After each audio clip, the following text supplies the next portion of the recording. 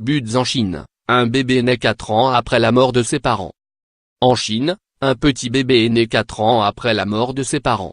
Alors qu'il suivait un traitement contre l'infertilité, Chen Ji et Liu Xi sont morts dans un accident de la route en 2013. Le rêve de ce couple d'avoir un enfant est donc parti en fumée. Mais les 4 parents du couple ont décidé de se battre pour que la volonté de leurs enfants soit faite. Après un long combat juridique pour récupérer les embryons fertilisés de la mère dans l'hôpital de Nankin, une province de Chine. Lorsqu'ils ont enfin pu les récupérer, un autre problème est venu les empêcher d'aboutir aux rêves de leurs enfants. La gestation pour autrui est interdite en Chine. Ils ont donc dû se déplacer au Laos pour faire appel à une mère porteuse.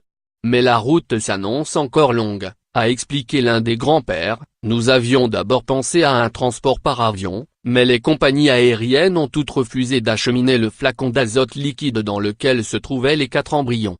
C'est finalement par la route que les embryons ont été envoyés à la mère porteuse au Laos. Après 9 mois d'attente, la mère porteuse est arrivée en Chine pour accoucher. Le petit bébé, appelé Tian Tian, est né en très bonne santé.